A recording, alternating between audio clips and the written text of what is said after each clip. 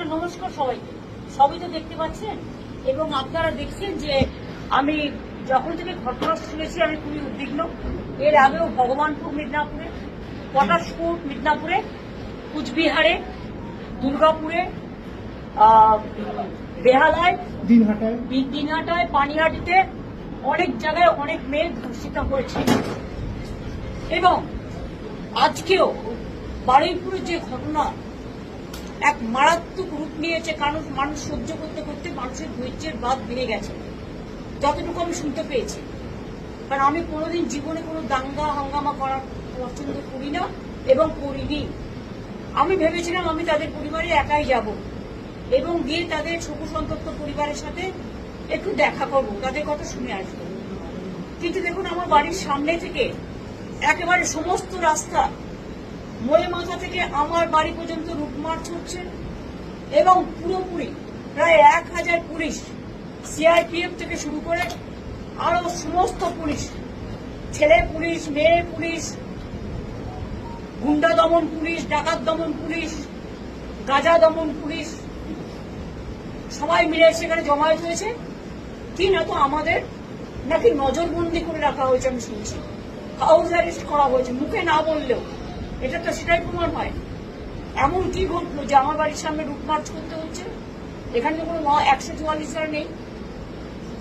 এমন কি ঘটলো যে এখানে সিআরপিএফ থেকে শুরু করে একেবারে আরপিএফ থেকে শুরু করে একেবারে আইবি থেকে শুরু করে এসবি থেকে শুরু করে সিআইডি থেকে শুরু করে ডিফারেন্ট টাইপের পুলিশ মোবিলাইজেশন করা হয়েছে? কেন? আমরা কি চোর না ডাকাত? না আমি জীবনে কোনোদিনও দাঙ্গা করেছি? যখনই যেখানে মানুষ বিপদে পড়েছে, এমনকি যেটা নিয়ে আমাদের সকল মানুষ দিন রাত জেগেছে, আমিও কিন্তু মিছিল করেছি, প্রতিবাদ মিছিল, এবং সঙ্গে সঙ্গে আমি তার বাবা মার সাথে কথা বলেছিলাম, তাদের বাড়িও গিয়েছিলাম।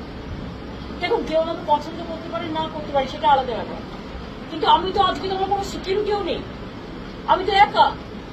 তাহলে আপনাদের আমাকে নিয়ে এত চিন্তা কেন? আপনারা আমাকে বেরোতে দিচ্ছেন না কেন? আমাকে নিয়ে এত ভয় কেন?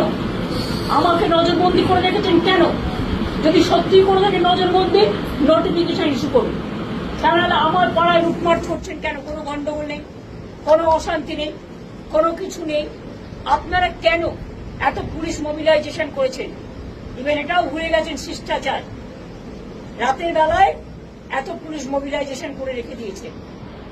আমি জানি না আপনারা কি চান। আর্টিকেল 14 থাকবে না, আর্টিকেল 19 থাকবে না, আর্টিকেল 21 থাকবে না, শুধু আপনারা একাই থাকবেন আর এক পক্ষ থাকবেন।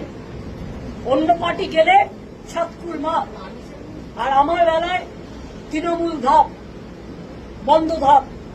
শুনুন, আমরাই অরিজিনাল তৃণমূল কংগ্রেস, তো তাই আমাদের ভয় পায়। গদ্দারদের ভয় পায় না, বেঈমানদের ভয় পায় না। তাই যারা বিজেপির সাথে মিলে আছে তাদের মিছিল মিটিং করতে যায়, যেতে দেয়, আমাকে দেয় না। তো আমি একা মানুষ, আমি তো আজকে কমন ম্যান, কমন পিপুল, আমি তো লেস ইম্পর্টেন্ট পার্সন। আমি মনে করি আমি less important person from the beginning.